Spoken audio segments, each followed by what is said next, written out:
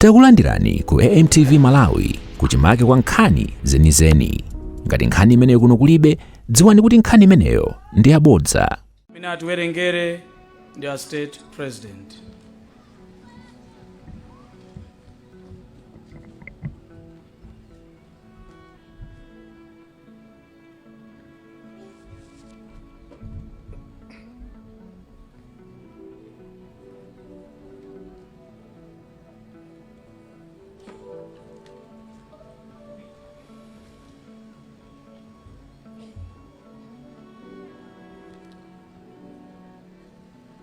Kuwerenga kwathu kalata wa Paulo kwa Roma mu 12 kuyambira ndime yoyamba mpaka 13.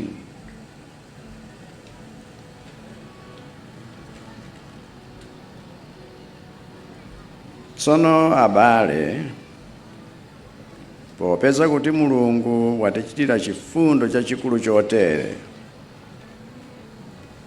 ndikupemphani kuti mupereke matupi anu monga kuti akhale nsembe ya moyo, yopatulika ndi yokondwetsa Mulungu. Imeneyi ikhale njira yanu yopembedzera Mulungu mwauzimu. Musamatsanzira makhalidwe a anthu odalira zapansi pano, koma Mulungu asinthe moyo wanu wonse pakukupatsani mitima yatsopano. Pamenepo mudzatha kudziwa zimene Mulungu afuna, ndipo mudzazindikira zimene zili zabwino, zangwiro ndi zomkondwetsa. Popeza kuti mwakukoma mtima kwake, Mulungu adandiyitana kuti ndikhale mtumwi, ndikukuwuzani inu nonse kuti musadziyese anzeru koposa mmene mulili. Makamaka maganizo anu akhale odzichepetsa molingana ndi kukula kwa chikhulupiriro chimene Mulungu wapatsa aliyense mwa inu. M'thupi lathu limodzi lomweli tili ndi ziwalo zambiri, ndipo ziwalozo zili ndi ntchito zosiyanasiyana. Momwemonso ife, ngakhale tili ambiri, ndife thupi limodzi, olumikizana mwa Khristu, ndipo tonse aliyense pambali yake ndife ziwalo zolumikizana.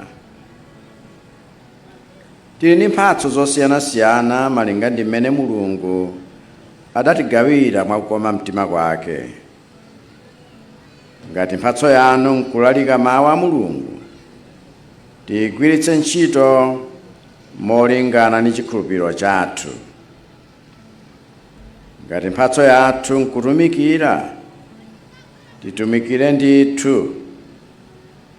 Ngati nkuphunzitsa, tiphunzitse ndithu.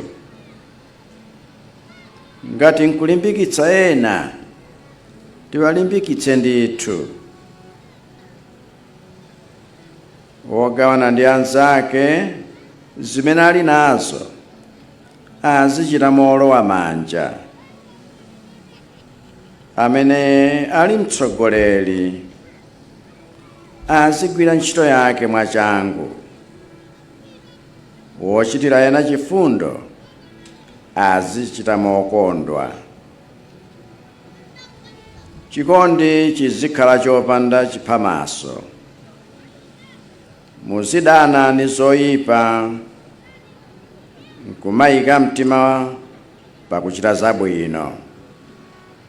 Muzikondana kwenikweni monga abale, ndipo muzichita ngati kupikisana poonetsana ulemu. Potumikira Ambuye, changu chanu chisazirale koma chikhalebe choyaka. Muzikhala okondwa chifukwa cha chiyembekezo chanu. Muzipirira pakati pa masautso ndipo muzipemphera nthawi zonse. Muzipereka zothandiza Akhristu anzanu osowa ndipo muziyesetsa kulandira alendo mokondwa. Amenewo ni mawu a Ambuye.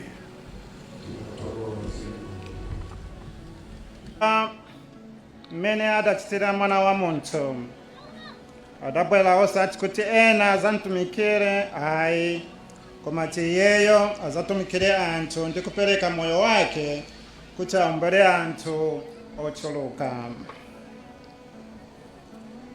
Tipemphere mpingo. Mulungu wamphamvu zonse, tikuthokozani chifukwa cha tsiku la lero lopambana mmene mwatipasa ifeyo tikhale ndi mwambo ozoza madikoni mu mpingo wanu.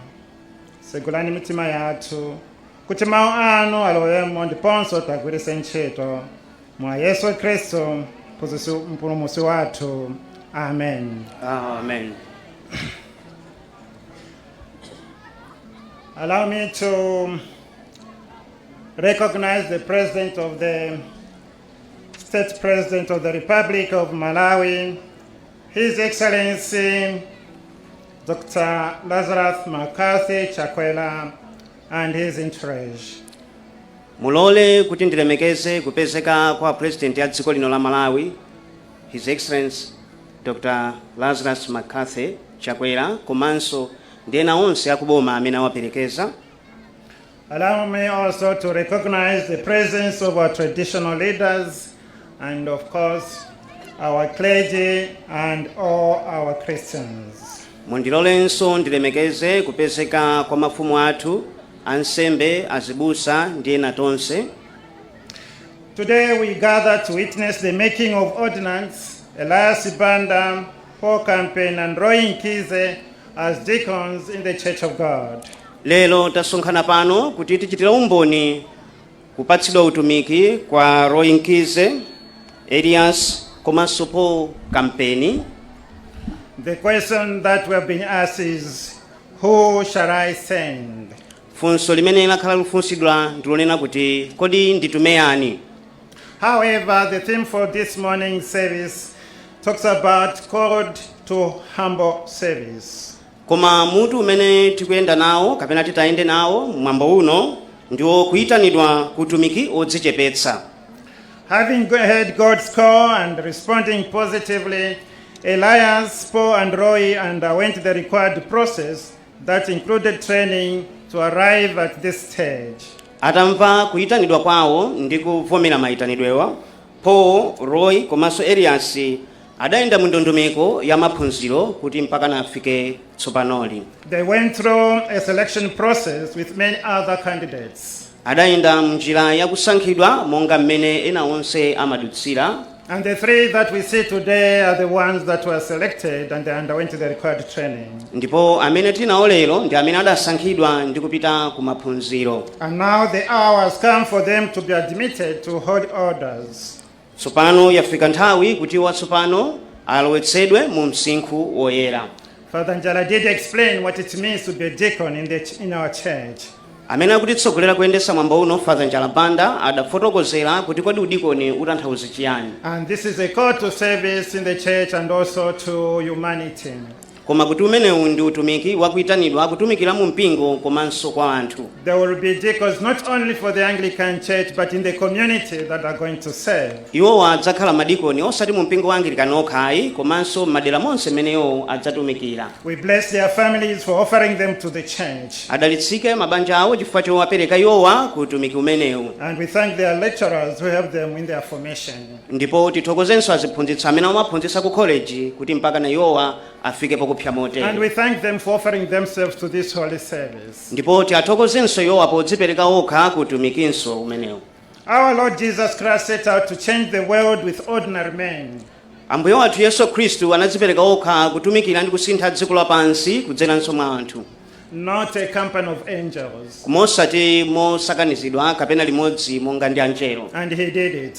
Ndipo adakwaniritsa chimenecho. He called them individually and they responded as individuals. Ndipo anawayitana mwa iwo okha mmodzimmodzi ndipo iwonso adavomera kuyitanidwako aliyense pa yekhayekha. If our Lord Jesus Christ was able to make it with 12 ordinary men, what about us in the diocese of Wapashira with 50 plus priests? Ngati Ambuye wathu Yesu Khristu adakwanitsa kukwaniritsa ndi ophunzira 12 kuli bwanji ife ku diocese ya Apashire amene tilipo ochuluka kwambiri. I think if we give ourselves wholly as living sacrifices to God, we can make the change that this diocese requires. Titadzipereka tokha kukhala woyerayera pakutumikira tikhoza kuthandizana tonse limodzi kusintha diocese yathu ya Apashire. Elias, Paul and Roy are far from being angels. Elias, Paul, Komanso Roy, inu mutalikana kwambiri pakukhala angelo. They were called individually with their imperfections. Adayitanidwa pawokha monga mwakuperewera kwawo. And they responded individually with their individual imperfections. Ndipo iwo adavomeranso kuyitanidwako monga mwa iwo okha ndi kuperewera kwawoko. This shows that the Lord calls people and qualifies them. Ndipo apa zikusonyezeratu kuti Mulungu amawitana anthu ndi kuwayenereza.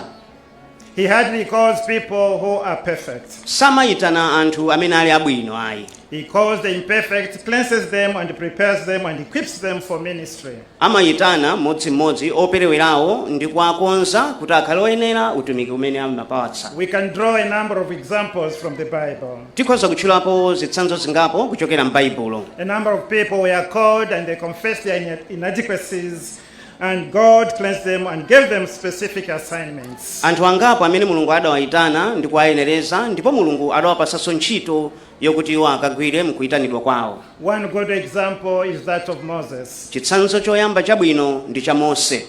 Moses was called to lead the children of Israel out of slavery in Egypt.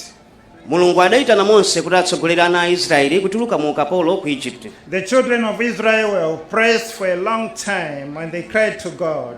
Ana a Israeli ku Egypto kuja adafinyika kapena kuti adazunzidwa kwa kanthawi ndipo amayitana kupemphera kwa Mulungu. And God heard their cry. Ndipo Mulungu adamva kulira kwawoko. We hear that Moses was given the mandate to lead the children of Israel to the promised land. Tikumva kuti Mose adapatsidwa udindo wakuti awatulutse ana a Israeli kuchoka ku Egypto kupita dziko la malonjezo. But he gave excuses why he could not carry out the assignment. Koma adapereka madandaulo kuti chifukwa chani sakhoza kukwaniritsa kutero. He said he was not good with words. Iye adafotokoza kuti kalankhulidwe kake sikadali kabwino. He said that he got tongue-tied and his words got tangled. Ndipo adafotokoza kuti lilime lake lidali lomangidwa kapena kuti iye adali wachibwibwi. But the Lord responded to Moses. Koma Mulungu adamuyankha Mose. Who makes a person's mouth? Kodi adapanga pakamwa ndani? Who decides whether people speak or do not speak? Ndani amene amapanga kuti anthu alankhule kapena asalankhule? Who decides whether people should hear or do not hear? Ndani amene amaganiza amalingalira kapena amapanga kuti munthu amve kapena asamve? Who decides whether people should see or not see? Ndani amene amapanga kuti anthu aone kapena asaone? Is it not I, the Lord? Kodi sindine Mulungu? Now go. Tsopano pita. I will be with you as you speak. Ndidzakhala nawe ukamalankhula. And I will instruct you in what you are to say. Ndipo ndidzakulangiza iweyo zokuti ulankhule.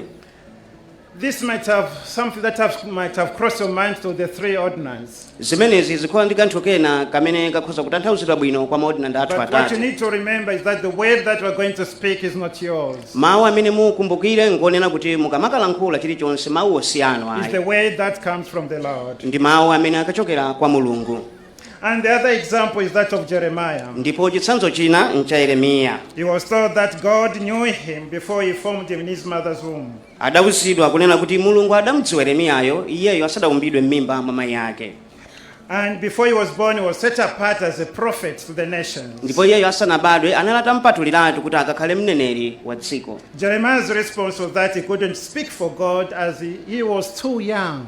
koma Yeremiya adayankha kuti iye sangalankhulire Mulungu popeza adali wang'ono. The Lord assured Jeremiah that he should not be afraid of the people. Koma Mulungu adamulonjeza Yeremiya kuti iyeyo asaope anthu. And that would be with him and protect him.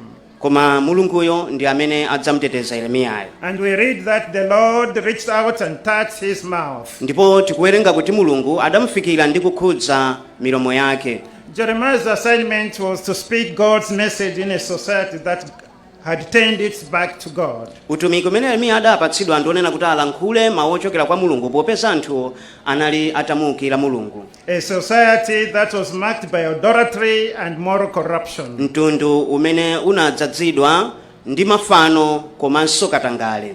But we see that God empowered him and assured him of his protection. Koma Mulungu tikuwerenga kuti adamulonjeza za chitetezo chake ndi utumiki umene iyeyo adampatsa. So my dear brothers, yours is a prophetic role. Tsopano abale anga okondedwa, wanu ndi utumiki wa uneneri. For God will go with you. Mulungu adzayenda nanu. God will protect you. Ndipo Mulungu adzakutetezani. Always say, speak the truth. Nthawi zonse nenani zoona. So we can go on and give examples of people like Jonah, Nehemiah, even the Apostle Paul himself. Tikhoza kupitirabe ndi kumakamba za anthu ambiri ena monga Yona, Nehemiah, ngakhalenso mtumwi Paulo. The common thread is that this man felt called.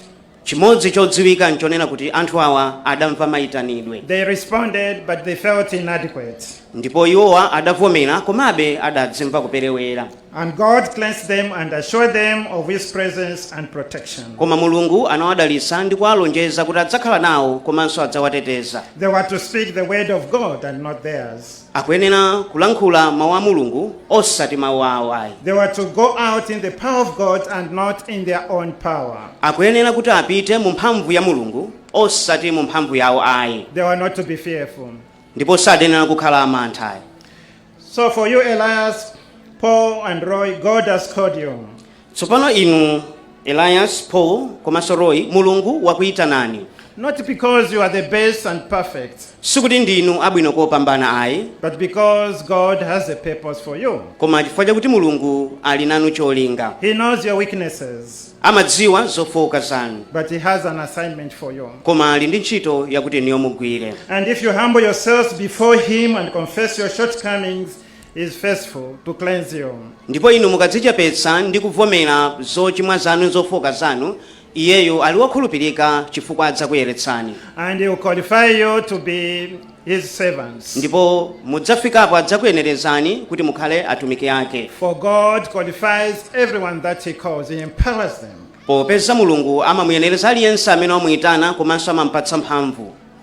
I think here there should be Liverpool Football Club supporters here. Ndikhulupirira panopa alipo masapota a Liverpool Football Club. And they know their motto, which they say, you never walk alone. Ndipo pali mawu amene amayenda nawo onena kuti simudzayenda nokhayi. I think the Liverpool supporters are very Christian. Ndipo ndikuganiza kuti masapota a Liverpool ambiri ndi akhristu. They realize that one who is called cannot walk alone. Akudziwa kuti iye amene wayitanidwa sayenda yekha ayi. So my brothers, you never walk alone. So abale anga simudzayenda nokha ayi. Have faith in the God that has called you. Mukhale ndi chikhulupiriro mwa Mulungu amene wakuyitanani inu. God has given you the Bible, Mulungu wakupatsani inu Baibulo, the authority. mphamvu. Use it and see the power of God at work.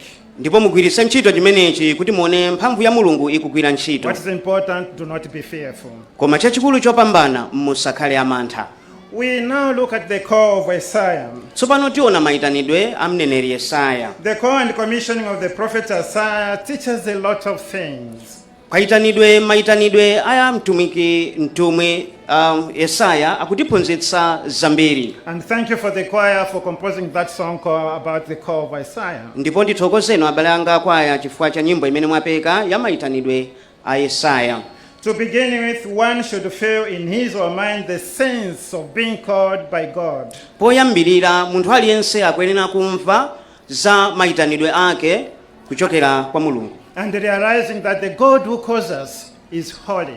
Ndipo Mulungu amene amatitana tonse iyeyo ndi woyera ndithu. And none of us calls himself or herself to serve God. ndipo palibe wina aliyense amene amadzitana yekha kuti akatumikire mulungu. As our Lord Jesus Christ once said to his disciples, monga mmene ambuye wathu Yesu Khristu adanena kwa ophunzira ake, he said, it's not you who called me, but I called you. adanena kuti si inu amene mudandiyitana ine koma ndine amene ndidakuyitanani inu. That should always be at the back of your heads, my brothers. chimenechi chikuyenera kukhala m'mitumanumo nthawi zonse. God has called. It's God who has called you.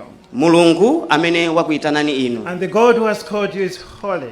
ndipo mulungu amene wakuyitanani inuyo ndi woyera. Meaning that is one who set things apart. ndipo zikutanthauza kuti iyeyo ndi amene amazipatula zinthu pazokha. To the service of his ministry and his people. kuti zikatumikire bwino mutumikiwu komanso utumiki kwa anthu onse. And God calls us despite our imperfections. ndipo mulungu amatitana tonse posaonerera kufoka kwathu. But he goes on to cleanse us just as he did with Isaiah. ndipo iye apitirira ndi kutiyeretsa monga momwe adachitira ndi Yesaya. This way we can be in fellowship with God. kuti pakutero tidzakhale mchiyanjano chabwino ndi mulungu. And then we can serve him. ndipo pakutero tidzamutumikirana. Only when we are in fellowship with God can we serve him very well. pamene tikhala mchiyanjano chabwino ndi mulungu ndi pamene tikhoza kumutumikiranso mulungu bwino. And this requires us confessing our shortcomings. ndipo zimenezi zifuna ifeyo kuti tikalape zofoka zathu. In order for him to cleanse us. kuti iyeyo atiyeretse. We heard the reading from the epistle by His Excellency. tinamva kuwerengedwa kwa mawu achiwiri kuchokera kwa His To Excellency. offer ourselves as a living sacrifice. kuti tidzipereke tokha monga nsembe ya moyo. Holy and acceptable to God. yoyera ndipo yovomerezeka pamaso pa mulungu. This calls for character. zimenezi zikutengeranso khalidwe. What type of character do we have? kuti kodi ifeyo tili ndi khalidwe lotani. So, Elias, Paul, and Roy received God's cleansing. tsopano Elias, Paul komanso Roy landirani madalitso ochokera kwa mulungu. So that we'll be empowered to go out and do the work of the Holy God. kuti mupatsidwe mphamvu ndi mulunguyo kutinso mukagwire ntchito ya mulungu mwini. Always remember that the messenger is part of the message. nthawi zonse mukumbukire kuti wotenga uthenga wamthenga amakhala gawo limodzi la uthengawo. A beautiful item, poorly packaged, can be rejected. katundu wabwino amene sanapakiridwe bwino kapena sadakutiridwe bwino amatha kukanidwa. A clergyman should look, speak, and behave like a clergyman. mbusa akuyenera kukhala ndi khalidwe monga mbusa. The words that speak comes out of a clergyman should be about building and reconciliation. mawu amene akuchokera mwa mbusa akuyenera kukhala omanga komanso olimbikitsa. Should be words of love akhale mawu achikondi and not that of like a riffraff on the street. osakhala mawu angolankhulidwa osasiririka ayi. The way you carry yourself among the people of God and the way you talk them should be about building the kingdom of God here on earth. mmene mudzatumikira anthuwa mudzitumikira ndi zolinga zokumanga kwa ulemerero wa mulungu. Not about bringing them down. osakhala zowakokera pansi ayi. Engage with the people of God and do not talk down or look down upon them. mulumikizana nawo anthu a mulungu komanso osati kuti mwaonere pansi ayi. Your mandate is to lead people to salvation. ntchito yanu kwambiri ndi yakuatengera anthu ku chipulumutso. Do not be Mr. Know-it-all. musakhale anthu akudziwa zonse ayi. Some of us as ordained clergy, we tell our parishioners that we are the only person who went to theological college. ife amene tinadzozedwa kale ambiri timazitenga kuti ifeyo tinapita ku theological college ndipo timadziwa zonse. And therefore those others don't count. ndipo nchifukwa chake enawo amaoneka ngati kuti alibenso ntchito ngosafunika. But what you should remember is that the people among whom you serve are also qualified in various other fields. koma mukuyenera kudziwa kuti anthu amene mukawatumikire kapena mudziwatumikira nawonso ali nkuthekera kapena odziwa zinthu zina mbali zinanso. They have specific assignments pali ntchito zapaderadera such as health workers, monga za umoyo, educationists, za maphunziro, artisans, za luso, security personnel, za chitetezo, even politicians. ngakhalenso za ndale. We've got farmers in our pews. palinso alimiso mkati mwathu. We have got marketeers in our pews.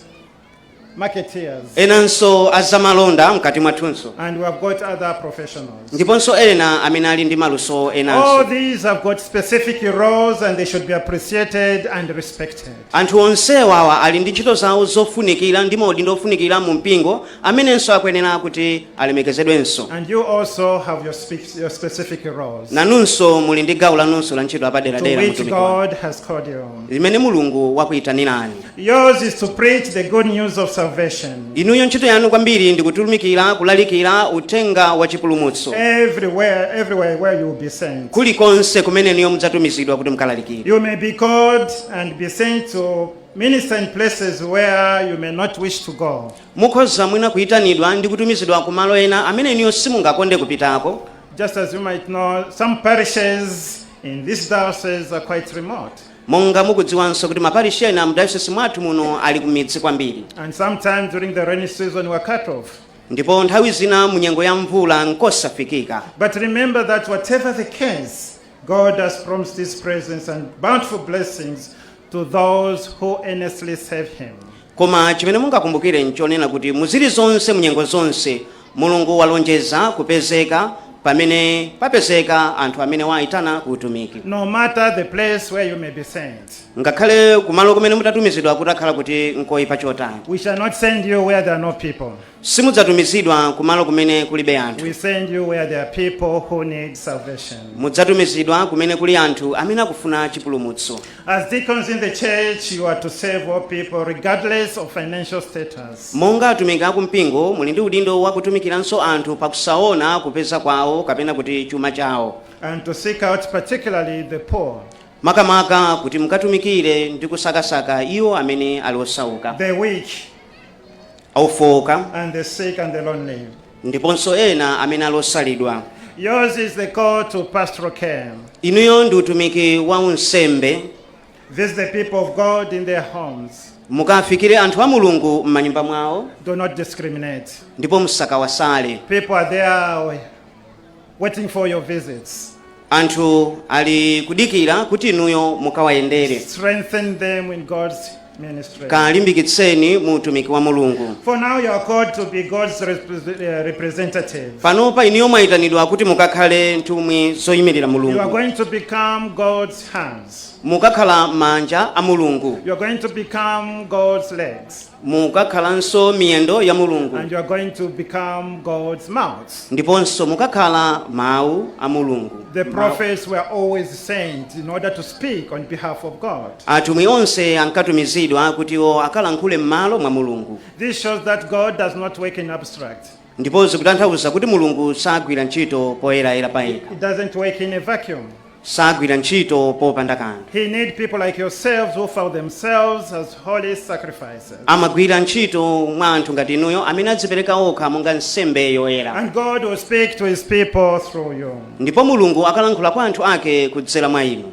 What you need to do is to get nourished by the word of God and remain prayerful. Chimene mukuyenera kuchita nchonena kuti muzikhazike nokha wakudziwa mawu a Mulungu ndi kukhalanso apemphero. St. Paul writes to the church in Rome that those who are called to serve God should be living sacrifices. Paulo akunena kuti ku mpingo wa Mulungu kuti iwo amene ayitanidwa kutumikira mnyumba ya Mulungu azipereka okha monga nsembe ya moyo. This calling of priesthood is a sacrifice. Kuyitanidwa kwa kunsembe uku ndi nsembe ndithu. And Paul warns the church in Rome that not to copy the ways of this world. Ndipo Paulo akuchenjeza mpingo kuti asatengere zochitika za dziko lapansi. Such as corrupt practices. Monga zakatangale.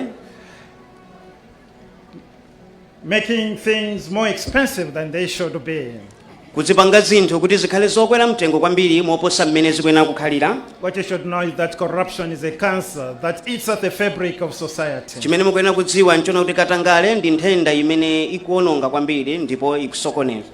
Corruption is not a preserve of those outside the church. Tikuyenera kuti titeteze komanso tithandizire kulimbana ndi chinthu chimene. It also happens inside the church. Zimathanso kuchitika zakatangalezo mkati mwa mpingo. So we need to be on guard and guard against corruption. Tikuyenera kuti titeteze ndi kuthana ndi katangale. And this will happen if you listen to the word of God. Koma zimenezi zikhoza kuchitika ngati titakhala kuti tikumvetsera mawu a Mulungu. Some of the values and practices of this world can be attractive. zinthu zina zopezeka mdziko lapansi pano zikhoza kukhala zachikoka, but they are frequently harmful and destroy our relationship with God. koma ndi zoyipa zimene zitha kuwononga ubale wathu ndi Mulungu. You need to take care, Elias, Paul, and Roy. Elias, Paul ndi Roy mukuyenera musamale pa chimenechi. Through reading and meditating on the word of God, let God change the way you think. Nkuwerenga ndi kulingalira mawu a Mulungu akuthandizeni kuti akathe kusintha malingaliro anu. Remember always, your call is a call to humble service. Mukumbukire kuti kuyitanidwa kwanu ndi kuyitanidwa ku utumiki wodzichepetsa. Our Lord Jesus Christ is a good example of that humble service. Ambuye wathu Yesu Khristu ndi chitsanzo chathu chabwino cha utumiki wodzichepetsa. We see the children of Zebedee fighting for positions. Tikuona ana Zebedeo akulimbana chifukwa chofuna maudindo. And this also happens in our church. We always fight for positions. Zimenezinso zimachitikanso mtchalichi, timalimbana kapena kuti kumenyanirana maudindo. And Jesus Christ told his disciples that real greatness comes from serving. Koma Ambuye wathu Yesu Khristu akutifotokozera kunena kuti kukwezedwa kumabwera mkati mwa kutumikira. By giving one's life for others. Pakupereka moyo wathu chifukwa cha ena. Leadership calls for sacrifices. Utsogoleri umafuna kudzipereka monga nsembe. Many people do aspire to leadership. Ambiri amafuna atakhala atsogoleri. There is nothing wrong with that. Palibe cholakwika pa chimenechi. But what is the motive? Koma kodi cholinga chathu pofuna utsogoleri nchiyani? Is it self-service? Kapena nkufuna kudzitumikira toka? My prayer is that this is not the case with yourself. Pemphero langa ndilonena kuti chimenechi chisakhale mwa inu ayi. I believe that your call is to humble service. Kumbukirani kuti maitanidwe anu ndi maitanidwe akudzichepetsa.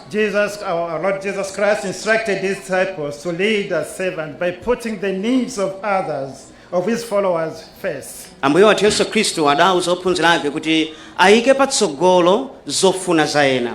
Servant leaders promote the goals or aspirations of the people that follow them. Utumiki umapititsa chitsogolo utumiki kapena kuti kulimbikira kapena chikhulupiriro cha anthu amene akutsatira. Not their own aspirations. Osakhala za iwo amene akuatsogolera. And this is what Elias, Paul, and all you are called to. Izi zimene inu Elias, Paul, komanso Roy mwaitanidwa. You are called to servant leadership and not to be bosses. Mwaitanidwa ku utumiki wodzipereka osati kuti mukakhale mabwana. Let the collar and vestments you are going to wear to show your humility and not arrogance. Zimene mwavala zovala za unsembe zikaonetse kudzichepetsa kwanu osati kudzikonda ayi. Do not elevate yourselves. Musakadzikweze ayi. Don't be small gods among your flock. Musakakhale timilungu ting'ono ayi. In the kingdoms of the world, we are told that through the standard of greatness is about power. Mutumiki wa dziko lapansi zimaonetsa kuti munthu akhale wamkulu ndiye kuti akhale ndi mphamvu. How many people does that person control? Munthu ameneyo kodi amakhala ndi anthu angati amene How great an army of servants as he at his beck and call? Kodi ankhondo amene ali nawo iye ndi angati? And how many people can impose his will upon? Kodi nanga ndi anthu angati amene iyeyo akhoza kupereka zolinga zake? But in the kingdom of God, the shortest road to greatness is service. Koma mutumiki wa Mulungu njira yayifupi kwambiri kuti munthu akwezedwe ndiye kutumikira. Secret that many of us do not know. Ndipo chimenechi ndi chinsinsi chimene ambiri sitimachidziwa. We all want to go ahead in life, but we fail to realize that going higher does not happen by bringing people down. Chimenechi chimene ambiri timafuna kuti tikwezedwe koma timayiwala kuti tikwere sizitanthauza kuti tatengere ena kapena takokere ena pansi. But we need to bring ourselves down before others. Koma tikuyenera kuti ifeyo tizichepetse pamaso pa anthu ena. Bring yourselves before the people you are going to serve in your midst. Mudzichepetse nokha pakati pa anthu amene mukatumikira. Eat what they eat. Mudye zimenewo amadya. Be with them. Mukhale nawo limodzi. Those of us who are already ordained, let us welcome our brothers and support them in their ministry. Ife amene tinadzozedwa kale tiye tialandireni abale athuwa ndipo tiathandize mu utumiki wawo. Let us be exemplary. Tikhale achitsanzo chabwino. Let us all be of good character. Tonse tikuyenera kukhalanso akhalidwe labwino. For character forms a man or a woman. Popeza khalidwe ndilo limene limapanga munthu. Lead these deacons into good pastures. Tiatsogolere anthu amene wawa muzabwino. They are just beginning. akungoyamba and kumene they'll be looking up to yourselves. ndipo aziyang'ana kwa ife amene tilodzozedwa kale. Show them the good path. Tiaonetse yowa njira yabwino, Do not corrupt them. tisawachite katangale ayi. For those of us in the pews, it's also our responsibility to take care of our deacons. Ifenso amene tasonkhana pano tonse ndi udindo wathu kuti tisamalire atumiki They amenewa. are coming to work with you. Akubwera kukagwira ntchito limodzi nanu. Support them in their ministries. Tiyeni tiyathandizeni mu utumiki wawo. Let them share in your joys and sorrows. Tiyeni tikagawane nawonso mzabwino zawo kapena mzovuta zawo. They are sent among you as co-workers and not as competitors, neither are they your enemies. Amenewa akutumizidwa pakati panu osati ngati oti mupikisane nawo koma anthu oti mugwire nawo ntchito limodzi komanso osati ngati adani anu ayi. As parishioners, Monga Khristu mparishimu, individual and collective, you have assigned work.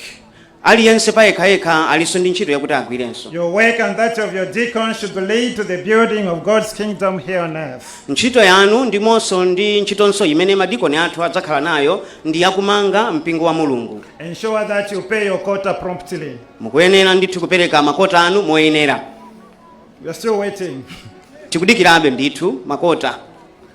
Because if you don't do that, these young people will run away. Chifukwa ngati simpereka makotawo, anthu awa adzathawa utumikiwo. We need them in the service of the church. Tikuwafuna mu utumiki umene wa mu mpingo. Let us meet our obligations. Tiyeni tikwaniritse zimene tikuyenera kukwaniritsanso makamaka zopereka makota. In the words of St. Paul, Mawu a Paulo mtumwi, don't just pretend to love others. musangoyerekeza chabe kuwakonda ena. Really love them. Muwakonde ndithu ndi mtima wonse. Hate what is wrong. Mudane nacho chakwaipa. Hold tightly to what's good. Mugwiritsitse chimene chili chabwino. Never be lazy, Osakhala ulesi ayi, but work hard. koma khala nakulimbika. And serve the Lord enthusiastically. Ndipo titumikire Mulungu mwamphamvu. Be patient in trouble Tikhale odekha m'masautso, and keep on praying. ndipo tikhalenso akupemphera kwambiri. Amen. Amen.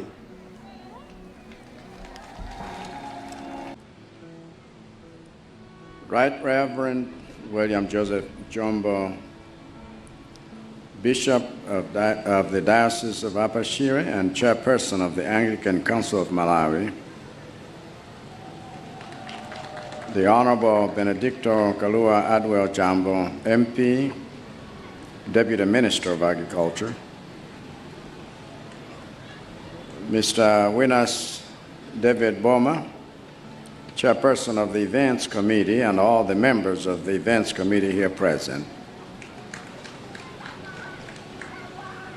Distinguished, newly ordained Reverend Deacons, Elias Chafuabanda, Paul Campeni, Roy Nzike, all clergy, laity, and all the Anglican faithful here present. Honorable Foster Ntandama, Chairman for the Eastern Region of the Malawi Congress Party, and all the members of the Malawi Congress Party here present. Your Worship, Imran Chisule, Mayor of Mangochi Municipality, and all the councillors here present. Honorable Victoria Kingston, Member of Parliament for Mangochi Central Constituency.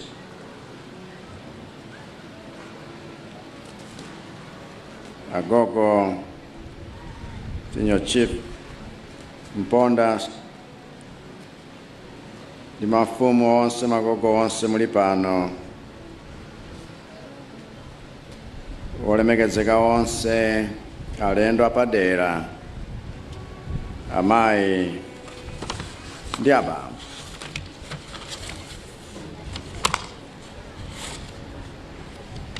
Ndizoonadi kuti chaka chatha chomwechi dalipo mpano kukondwelera kuti ndi Bishop watsopano. Lero si mtsogoleri wa Upper Shire okha komanso ndi mtsogoleri wa Anglican council yonse Malawi. Ndipereke ulemu wapadera chifukwa cha utsogoleri wanu ndi utumiki umene mukutionetsera konse kuno. Ndithokozenso mwapaderadera chifukwa kuti munandipatsa mwayo kuti ndikhoza kubwera pano nkukhala nanu pa tsiku la lero, chifukwa kwa ine ndiye kuti ndadalitsika koposa kuti lero ntakhala kuno Mangochi kanthawi pang'ono ndikhoza kumaliza ulendo wanga ndi madalitso monga talandira lero.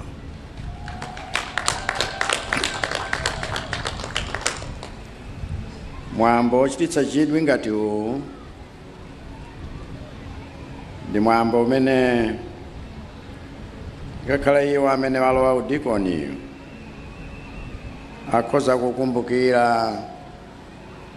nthawi yayitali. Ndipo okondedwa Bishop mukuti mwina izi zizichitika chaka nchaka, mwina ndi ulosi, tikuthokozani.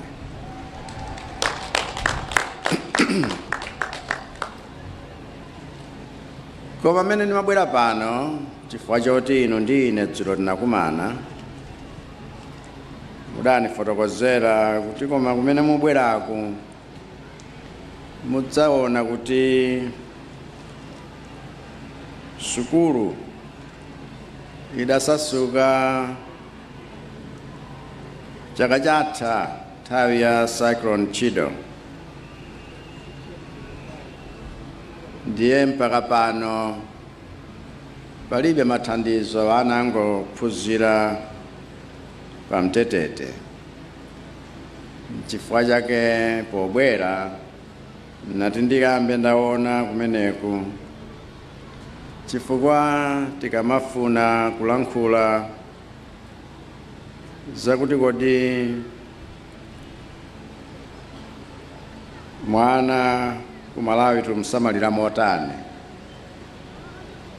gawo lalikulu lakuti kodali pa sukulu mwanayo, kodali nchakudya mwanayo, kodakuleredwa bwino mwanayo, ndipo kumene akukhalako tikumteteza motani. Palibe kanthu ndi mwana wa mtundu wanji, wabadwa kuti, makolo ake ngotani, kapenanso kuti khungu lake la mtundu wanji. Chifukwa chake chidwi changa chinali chakuti ndione vuto limene lili pano. Okondedwa, tikakamba nkhani ya sukulu, masukulu ambiri ngakhalenso mautumiki wena okhudzana ndi za chipatala zinayambika mdziko muno ndi anthu amatchalichi azipembedzo au mission, ndipo amathandizana ndi boma mkagwirizana ntchito mu njira zosiyanasiyana. Ndiye kaya tili ku council, kaya tili ku parliament, kaya tili ku executive, ngati nduna mpofunika kuti tonse tizigwirana manja modandaulirana ngati vuto latigwera kuti tithandizane tonsefe. Tudziwa kuti ngozi zikachitika kawirikawiri chifukwa cha kuchepekedwa kwa ndalama, chachikulu chimakhala chakuti kodi anthu tiwathandize mwamsanga bwanji ndi chakudya. Koma ndikuona kuti pali zinthu zambirimbiri zimene zifunika zitakonza, tereku ngakhale ma structure wena kuti mungoyikapo denga sizidakhale sizigwira chifukwa ma structure kugwedezeka. Chimodzimodzi misewu imene tili nayo kuno, nthawi zina ukaona ngakhale kusintha kwa zanyengo kuvutitsa kuti misewu yathu iziwonongeka pafupipafupi, koma ngati msewu tikhoza kuyendera kawiri katatu mzaka 10 zimangoonetsanso kuti msewu sidaumange bwino, sinaumange wolimba. Nyumba zathunso masiku ano nzofunika tizimanga bwino, tizimanganso molimba. Chifukwa chake zitukuko zina zimene tifuna tiziite, zina taziyamba kale. Ngakhale nkhani ya misewoyo ina yambidwa kale, tikumanga pozindikira kuti kusintha kwa nyengo pafunika mamangidwe wolimba ndi mamangidwe atsopano, osati zachidule zanguti mmawa mwakenso tibwerere pomwepo.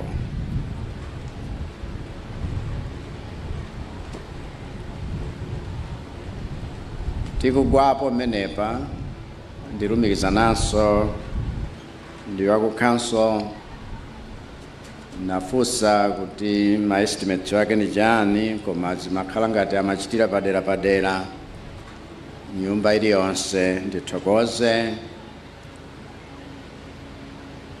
asilamu amene wadzipereka kale kuti chipinda chinachi akonza. Kukhala nkumeneku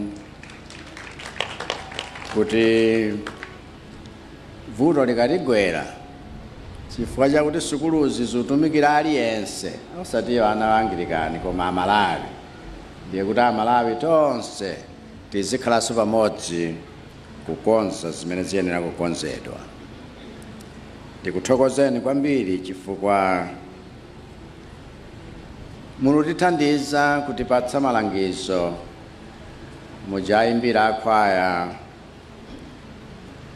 kuti tiyeni timangire limodzi potengera zitsanzo za anthu ena m'Baibulo amene amalimbikitsana kuti tichitire limodzi zinthuzi kuti timange. Ku Malawi kunonso kaya tili ndi anthu akuthekera kwawo, achinyamata wazero za makono, anthu a business amene ali ndi capital yawo. Tonse tikhale olumikizana nkukhala gawo lalikulu lochitira ubwino dziko lathu limene lili dziko lokondedwa koposa. Mulungu adatikomera mtima ndipo tili ndi udindo wolitukula ndi kulisamalira, makamakanso paonetsetsa kuti mibadwo ikubwerayi ife titachoka idzakhale pabwino, osapeza dziko lakuti tawasakazira.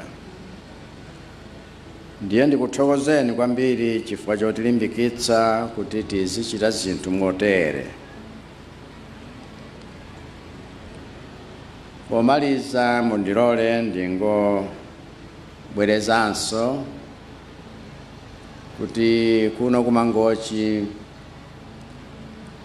chimodzi chimene chandigwira mtima china nchakuti maphunziro amakhala kupasipansi. Mangochi umakhala district imodzi Malawi muno yakupansi kwambiri, koma mzaka izi zapitazi ngakhale chiwerengero cha maphunziro kuno ndi ana okhoza skulu yapangitsa kuti Mangochi now is part of top 10 districts in the country. Ndiye ndifuna ndikulimbikitseni nonse chifukwa chake tiyenera kuyikapo mtima kuti infrastructure yotere ikaonongeka tikoze mwamsanga. Ma classroom onse tikumanga across the country, ngakhale ma primary school kunonso tichite chimodzimodzi polimbikitsa atsikana asakwatiwe ali ang'onoang'ono, apitirire skulu, achite bwino. Dziko lathu likapanda kuthandiza achinyamata, kuthandiza atsikana, kuthandiza azimayi, kutukuka kutivuta.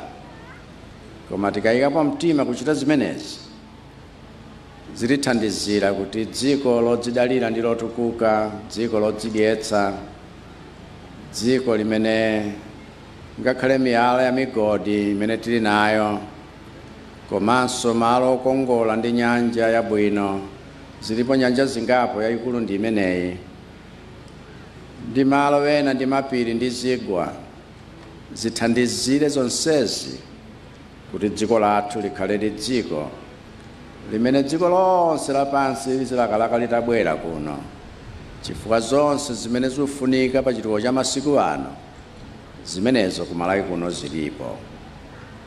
Ambuye apitirire kutidalitsa tonse. Mulungu akudalitseni nonse. Sikoma kwechinji. Osayiwala kupanga subscribe ku channel ya AMTV Malawi.